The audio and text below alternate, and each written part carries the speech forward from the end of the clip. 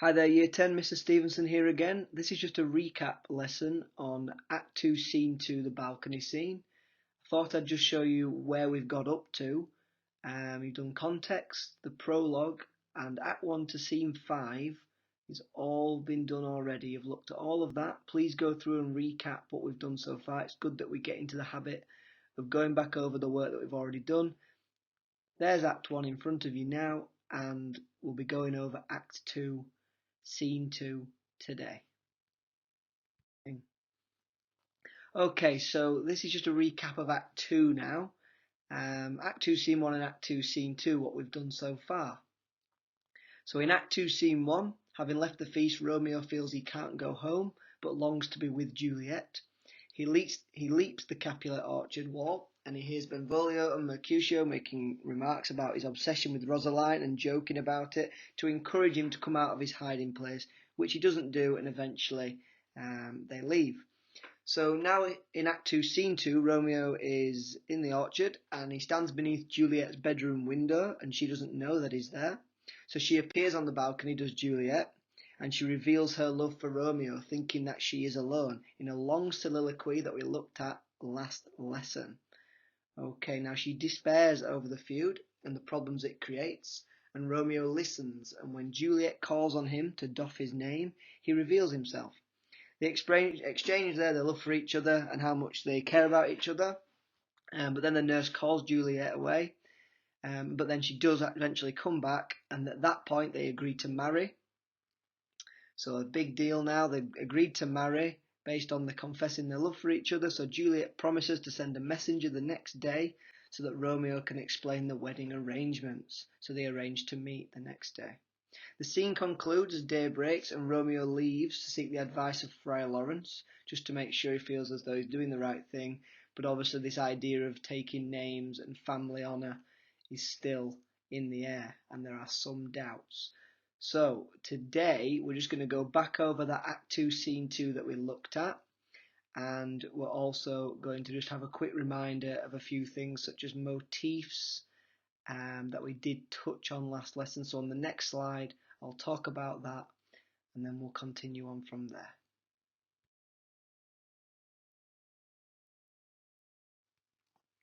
Okay, so we did touch on motifs last lesson briefly. Now, a motif, just to remind you, is a dominant and recurring idea in an artistic work. Now, if you've not got that down in your book, I would ask you to do that now.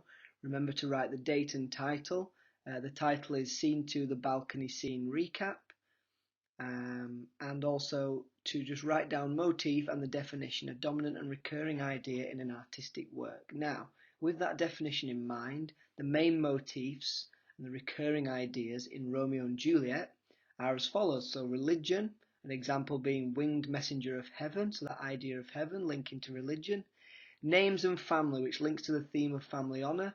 So an example of that is where they talk about deny thy father and refuse thy name. Juliet is asking Romeo to give up his name so they can be married. And that touches on the family honour like we've just mentioned. So light and dark imagery is the third one. Now light and dark imagery is used throughout the play and heavily in Act 2, Scene 2 to describe Romeo and Juliet's love for each other. And also another way of comparing their love to other things and to show how much they care for each other, they use the motif of celestial bodies or objects, so whether that be the sun, the stars, the moon, planets, the universe, all those kinds of things. So an example here is fair sun and kill the envious moon. Now, I'm going to go through Act 2, Scene 2 again, and as we read through on the next few slides, you can read through without playing it if you prefer, but I'd like you, for Act 2, Scene 2, to read through again and this time look out for these motifs. Religion, names family, light and dark imagery, and celestial bodies. So pause it as and when you need to, but just go through, highlight in 4 different colours, or just annotate each of these motifs so you know various quotes where this is mentioned so that you can talk about it later on. See you on the next slide. Okay, so on this slide we're going to read through the first part of Act 2, Scene 2, the iconic, famous balcony scene. Now in Act 2, Scene 1, Mercutio and Benvolio are looking for Romeo after the feast, and they're making jokes trying to get him to come out of his hiding place, which he doesn't do, and eventually they leave. So at the start of Scene 2, Juliet is calling out for Romeo to come to her, but little does she know he's waiting underneath the balcony where she can't see him, in the orchard. So I'm just going to read through now the first part where they confess their love to each other, and let's see how we get on. So pause at any time, it's absolutely fine. So, he jests at scars that never felt a wound. But soft, what light through yonder window breaks? It is the east, and Juliet is the sun. Arise, fair sun, and kill the envious moon, who is already sick and pale with grief, that thou her maid art far more fair than she. Be not her maid, since she is envious. Her vestal livery is but sick and green, and none but fools do wear it. Cast it off. It is my lady, oh, it is my love. Oh, that she knew she were. She speaks, yet she says nothing. What of that? Her eye discourses, I will answer it. I am too bold, 'tis not to me she speaks. Two of the fairest stars in all of the heaven, having some business, do entreat her eyes to twinkle in their spheres till they return. What if her eyes were there, they in her head? The brightness of her cheek would shame those stars, as daylight doth a lamp. Her eyes in heaven would through the airy region stream so bright, that bird would sing, and think it were not night. See, how she leans her cheek upon her hand. Oh, that I were a glove upon that hand, that I might touch that cheek. Ay me, she speaks. Oh, speak again, bright angel, for thou art as glorious to this night, being o'er my head, as is a winged messenger of heaven, unto the white upturned wondering eyes of mortals that fall back to gaze on him, when he bestrides the lazy pacing clouds, and sails upon the bosom of the air. O Romeo, Romeo, wherefore art thou Romeo? Deny thy father, and refuse thy name. Or, if thou wilt not, be but sworn my love, and I will no longer be a Capulet. Shall I hear more, or shall I speak at this? 'Tis but thy name that is my enemy. Thou art thyself, thou not a Montague. What's Montague? It is nor hand, nor foot, nor arm, nor face, nor any other part belonging to a man. Oh, be some other name. What's in a name? That which we call a rose, by any other name would smell as sweet, so Romeo would, were he not Romeo called, retain that dear perfection which he owes without that title. Romeo, doff thy name, and for that name which is no part of thee, take all myself. Okay, so in those first two parts that we've just read, just to recap what's happened so far. So Romeo, unheard by Juliet, expresses his love for Juliet and compares her to the sun. We'll come back to that when we talk about celestial bodies and references to that in the notes section analysis after we've read through. And then Juliet goes on to speak to herself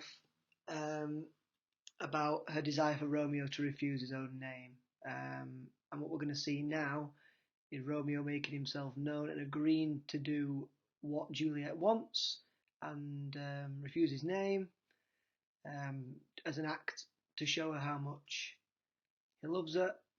And then we're going to go into this theme about family loyalty that you've already looked at, and we're also going to see Juliet expressing to Romeo how she's unsure about whether he's showing his true feelings for her and whether he really truly does love her. And then it's going to be him trying to prove that to her, and that is through arranging to get married. Okay, so we're going to carry following on if you want to follow on as you were before. So, I take thee at thy word, call me but love, and I'll be new baptized. Henceforth I never will be Romeo. What man art thou that thus bescreened in night, so stumblest on my counsel? By a name, I know not how to tell thee who I am. My name, dear saint, is hateful to myself, because it is an enemy to thee. Had I it written, I would tear the word. My ears have not yet drunken 100 words of that tongue's utterance, yet I know the sound. Art thou not Romeo and a Montague? Neither, fair saint, if either thee dislike. How camest thou hither? Tell me, and wherefore? The orchard walls are high and hard to climb, and the place death, considering who thou art, if any of my kinsmen find thee here. With love's light wings did I o'erperch these walls, for stony limits cannot hold love out, and what love can do, that dares love attempt. Therefore thy kinsmen are no let to me. If they do see thee, they will murder thee. Alack, there lies more peril in thine eye than 20 of their swords. Look thou but sweet, and I am proof against their enmity. I would not for the world they saw thee here. I have night's cloak to hide me from their sight, and but thou love me, let them find me here. My life were better ended by their hate, than death prorogued, wanting of thy love. By whose direction foundest thou out this place? By love, who first did prompt me to inquire. He lent me counsel, and I lent him eyes. I am no pilot, yet wert thou as far as that vast shore washed with the farthest sea, I would adventure for such merchandise. Thou know'st the mask of night is on my face, else would a maiden blush bepaint my cheek. For that which thou hast heard me speak tonight, fain would I dwell on form fain deny what I have spoke, but farewell compliment. Dost thou love me? I know thou wilt say aye, and I will take thy word. Yet if thou swear'st, thou may prove false at lovers' perjuries. Then say, Jove laughs, O gentle Romeo, if thou dost love, pronounce it faithfully. Or if thou thinkest I am too quickly won, I'll frown, and be perverse, and say thee nay. So thou wilt woo, but else, not for the world. In truth, fair Montague, I am too fond, and therefore thou mayst think my haviour light. But trust me, gentleman, I'll prove more true than those that have more cunning to be strange. I should have been more strange, I must confess, but that thou overheardst ere I was aware. My truth loves passion, therefore pardon me, and not impute this yielding to light love, which the dark night hath so discovered. Lady, by yonder blessed moon I swear, that tips with silver all these fruit tree tops. Oh, swear not by the moon, the inconstant moon, that monthly changes in her circled orb, lest that thy love prove likewise variable. What shall I swear by? Do not swear at all, or if thou wilt, swear by thy gracious self, which is the God of my idolatry, and I'll believe thee. If my heart's dear love, well, do not swear. Although I joy in thee, I have no joy of this contract tonight. It is too rash, too unadvised, too sudden, too like the lightning which doth cease to be, ere one can say it lightens, sweet good night. This bud of love, by summer's ripening breath, may prove a beauteous flower when next we meet. Good night, as sweet repose and rest come to thy heart as that within my breast. Oh, wilt thou leave me so unsatisfied? What satisfaction canst thou have tonight? The exchange of thy love's faithful vow for mine. I gave thee mine before thou didst request it, and yet I would it were to give again. Wouldst thou withdraw it? For what purpose? Love? Okay, so we're going to miss a little bit out now. We're going to move a bit further down. So we're coming back in just after the nurse has called Juliet. She goes to see the nurse. She comes back and calls Romeo to arrange a time to meet. She asks him what time to meet and where to meet. They're arranging where they're going to go to get married. So we're joining it back again where Romeo's telling Juliet what time to meet. So find the place a bit further down at the end, towards the end of the scene. It starts at the hour of 9 and it's Romeo speaking. Okay. At the hour of 9, I will not fail. 'Tis 20 years till then. I have forgot why I did call thee back. Let me stand here till thou remember it. I shall forget to have thee still stand there, remembering how I love thy company. And I'll still stay to have thee still forget, forgetting any other home but this. 'Tis almost morning. I would have thee gone, and yet no further than a wanton's bird, who lets it hop a little from her hand, like a poor prisoner in his twisted gyves, and with a silk thread plucks it back again, so loving jealous of his liberty. I would I were thy bird. Sweet, so would I, yet I should kill thee with much cherishing. Good night, parting is such sweet sorrow, that I shall say good night till it be morrow. Sleep well upon thine eyes, peace in thy breast. Would I were sleep and peace, so sweet to rest. Hence will I to my ghostly father's cell, his help to crave, and my dear hap to tell. Okay, Year 10, so hopefully you've found some examples of the 4 different types of motifs that were mentioned at the start. Go through now. As you can see, I've highlighted some examples myself. So go through each of the slides, see what you've got, add to the ones that you haven't got. You may have others, that's absolutely fine.